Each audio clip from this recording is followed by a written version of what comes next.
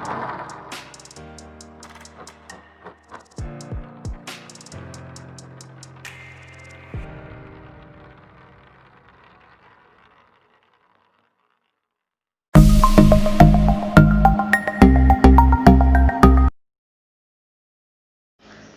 बच्चों, आज हम पढ़ेंगे हिंदी में पाठ नंबर 12। पाठ का नाम है चलना ही जिंदगी है।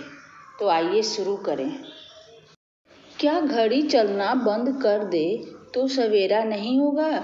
घड़ी की दोनों सुइयों ने ऐसा ही सोचा। राजू को सबक सिखाने के लिए उन्होंने चलना बंद कर दिया। अपने काम को छोड़ते ही उन्हें क्या दंड मिला, आइए पढ़ते हैं इस कहानी में। उच्चारण अभ्यास, इसे हम बोलकर पढ़ेंगे। नींद, निस्तब्ध, अंगड़ाई, सौंप, अलार्म, निकम्मे। चलिए अब हम कहानी पढ़ते हैं, ध्यान दीजिए। राजू गहरी नींद में सोया हुआ था। कमरे के शांत वातावरण में केवल घड़ी की टिक टिक ही गूंज रही थी। टेबल घड़ी की सुई जैसे ही छोटी से मिली हुई बोली, कैसी हो छोटी सुई? ठीक हूँ, तुम कहो, अंगड़ाई लेकर छोटी सुई बोली। तो बच्चों, राजू गहरी नींद में सोया था। राजू कैसे सोया था? गहरी नींद में सोया था। शांत वातावरण में क्या सिर्फ सुनाई दे रहा था उसको? टिक टिक, घड़ी की टिक टिक सुनाई दे रही थी। और जैसी ही छोटी सुई बड़ी सुई से मिली तो उसने क्या पूछा? कैसी हो छोटी सुई? और उसने क्या कहा? मैं ठीक हूँ। अंगड़ाई लेकर छोटी सुई भी बोली, तुम कैसी हो? मैं तो चलते चलते तंग आ गई हूँ। एक पल के लिए भी आराम नहीं। एक ही दायरे में गोल गोल घूमते घूमते मैं तो ऊब चुकी हूँ। राजू का कुत्ता टॉमी तक सो रहा है, पर हमें चैन नहीं। तुम ठीक कहती हो। राजू को देखो कैसे घोड़े बेचकर सो रहा है। खुद को सुबह उठाने का काम तक हमारे जिम्मे सौंप रखा है। सुबह 5 बजे जब हम अलार्म बजाएंगे तब जाकर उठेगा। क्या फायदा ऐसी जिंदगी का? क्यों न हम तुम भी चलना बंद कर दे, बड़ी सुई ने सुझाव दिया। छोटी सुई को भी बड़ी सुई की बात पसंद आ गई और दोनों चुपचाप जहाँ की तहाँ रुक गई। तो बच्चों, यहाँ पे घड़ी की जो बड़ी सुई है और छोटी सुई है, दोनों एक दूसरे से बातें कर रही है और कह रही है कि हम एक ही दायरे में, मतलब घड़ी के गोले में घूम घूम करके उब गए हैं।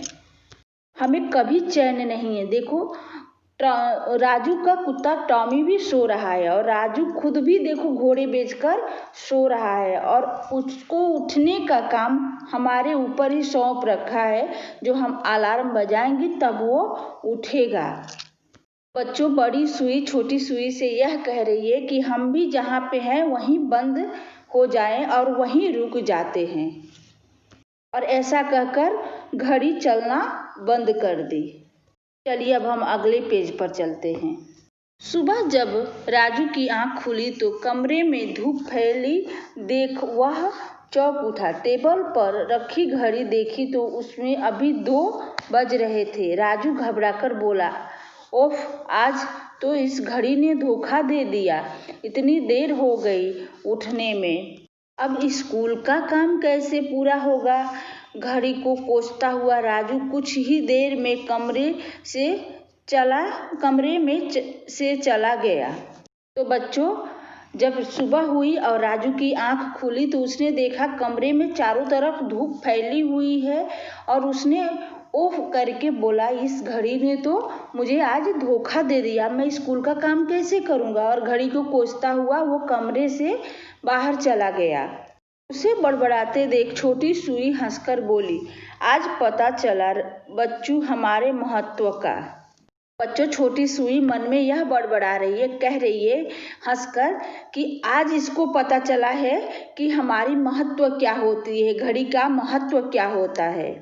राजू के पिताजी घड़ी साज के पास ले गए। घड़ी साज ने घड़ी खोलकर अंदर बारीकी से देखा और बोला, घड़ी में खराबी तो कोई नजर नहीं आ रही, शायद बहुत पुरानी हो गई है, इसे अब आराम करने दीजिए।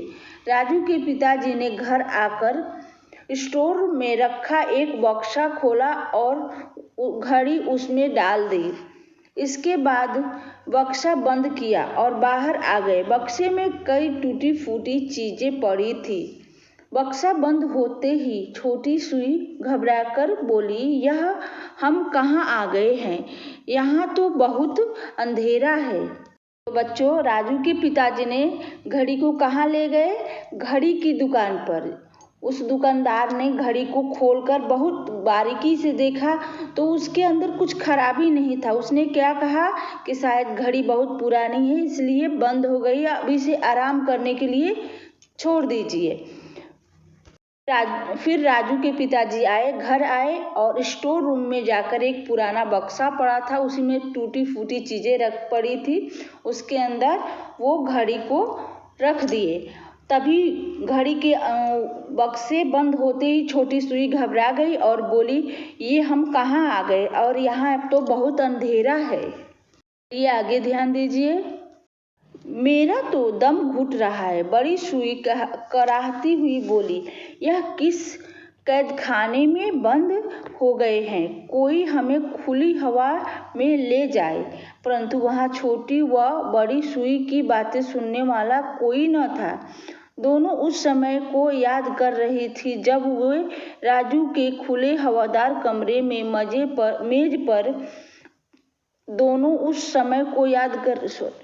मेज पर बिछे मेजपोश के ऊपर शान से इतराया करती थी।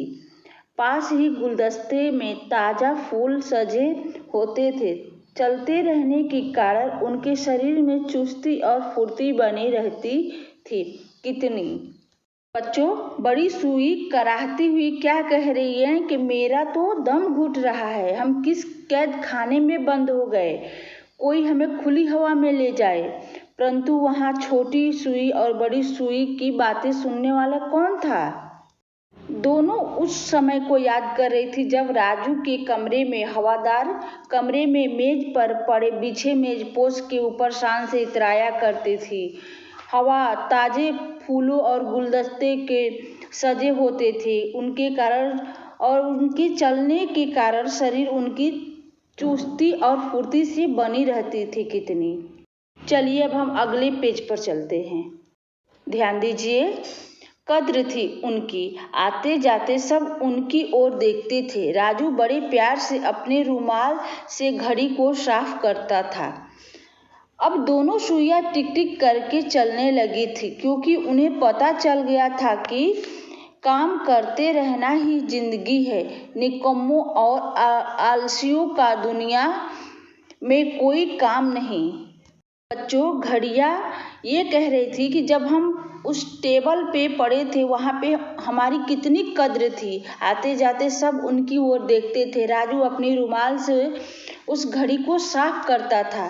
अब ये सब बातें कह करके दोनों सुइयां टिक टिक करके चलने लगी, क्योंकि उन्हें पता चल गया था कि काम करते रहना ही जिंदगी है। निकम्मों और आलसियों का दुनिया में कोई काम नहीं है। बच्चों, हमें अपना काम समय पर कर लेना चाहिए, दूसरे दिन पर नहीं टालना चाहिए। आलसियों की तरह आलसियों का कोई काम नहीं होता है इस दुनिया में, और निकम्मों का। आपने देखा कि कैसे घड़ी को दंड मिला, पुराने बक्सों में बंद कर दिया गया। मैं आशा करती हूँ कि यह पाठ आपको समझ में आ गई होगी। धन्यवाद।